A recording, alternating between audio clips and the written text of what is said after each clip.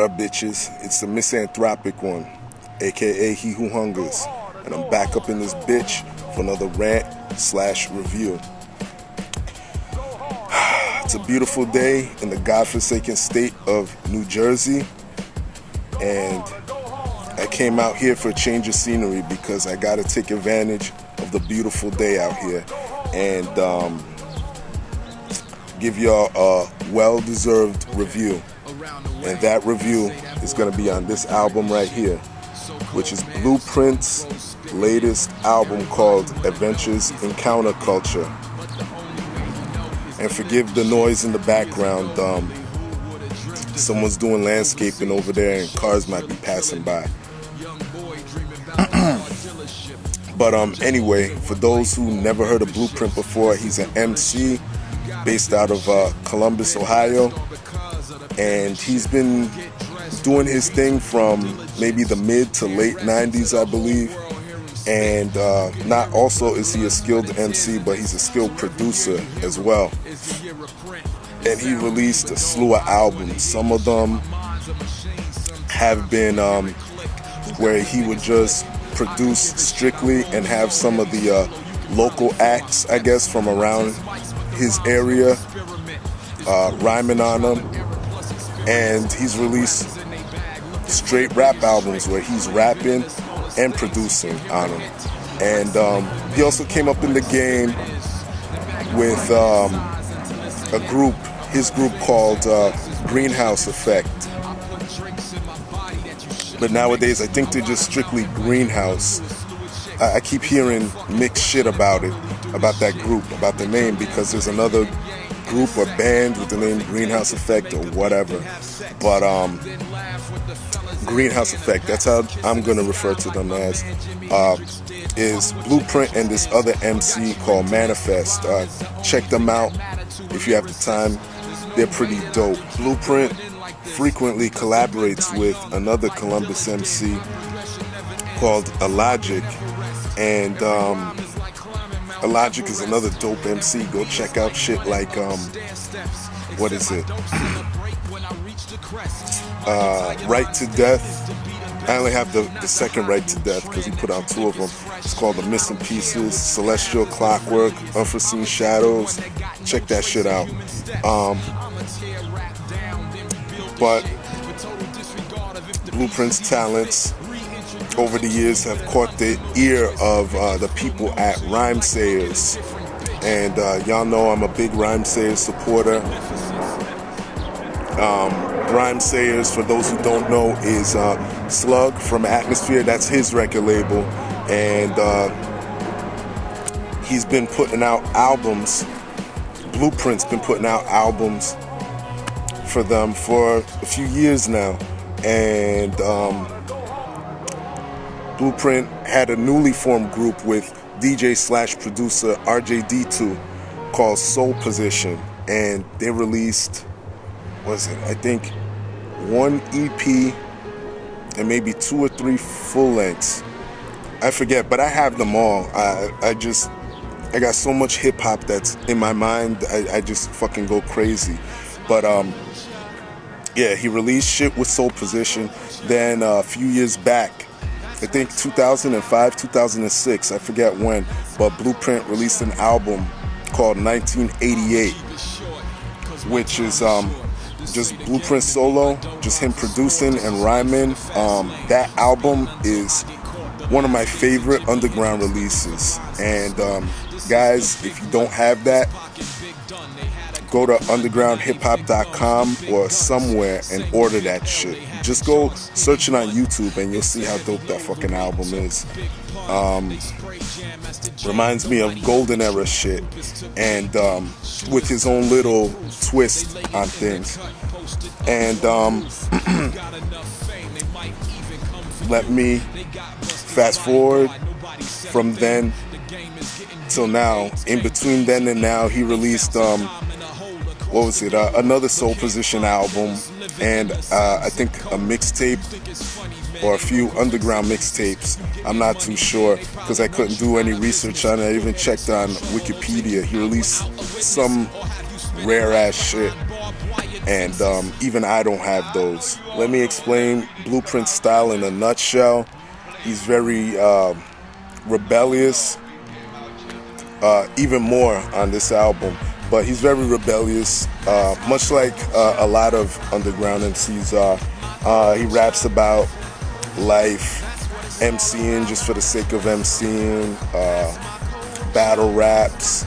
Oh, that's another thing I forgot to mention in my history lesson. He was also a battle rapper at one point. I don't think he does it too much anymore. I think he just concentrates on making records now. But yeah, he won second place in a Scribble Jam event, and he's been a battle rapper for a while, but he's got a little bit of that in his style, not so much on this album.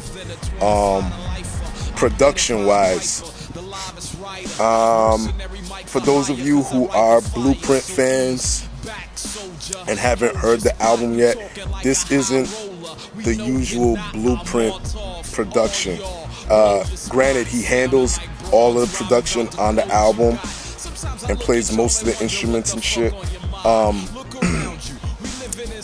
If you listen to shit like 1988, which I talked about before, it's not the same type of boom bap-ish type production. It's more synth based opposed to sample based shit, and it's more light. It seems like it's this album is more how would I say, I guess mainstream friendly in a way. That's how I would describe the production. It's more light. It's lighter than his usual production. I'll just say that about the production on this album. Allow me to go into some of the tracks on this album, and I'm gonna start with track 6 called My Culture.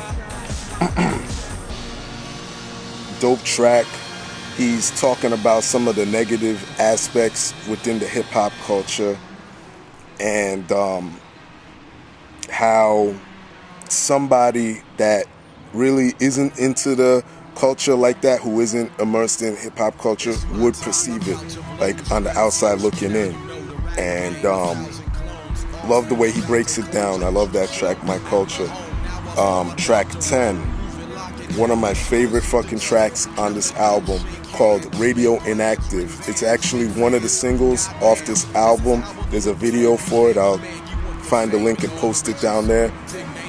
There's a story behind that, but I'll get into the story behind the single later. But love the track, love the video.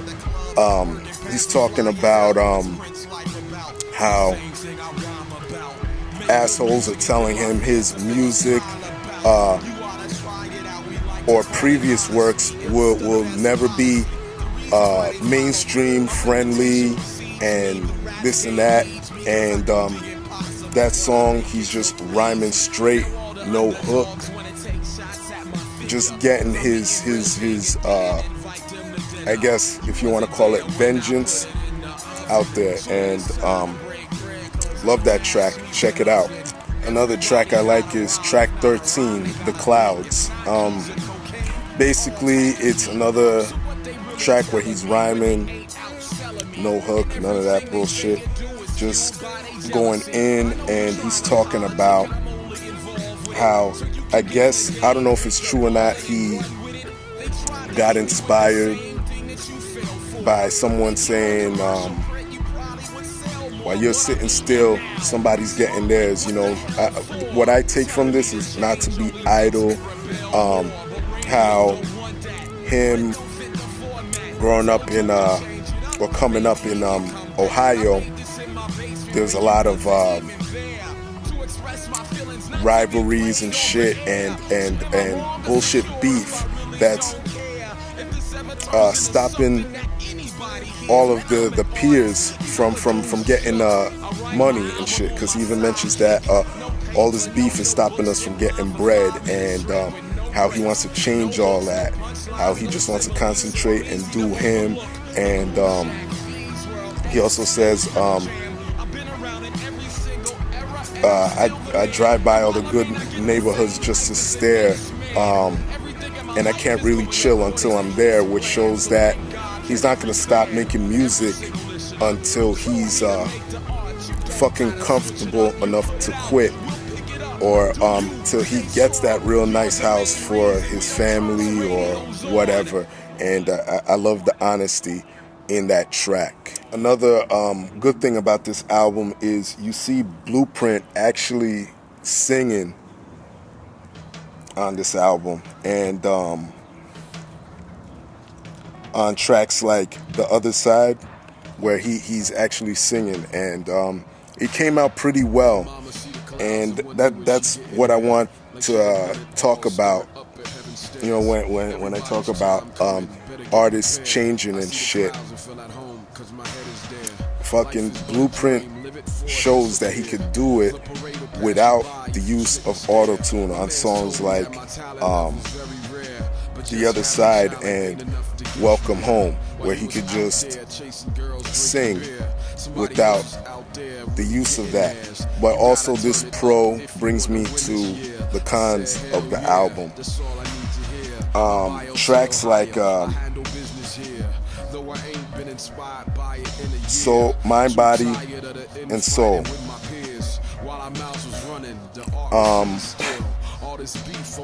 It's just it's full of auto-tune, and the same thing with what's the name of that song? Hold on, I got this shit right here. I think it's Wanna Be Like You. Yeah, track 5, Wanna Be Like You, where he's got auto-tune on it, and y'all know how I feel about that. I feel it's a fucking crutch when it comes to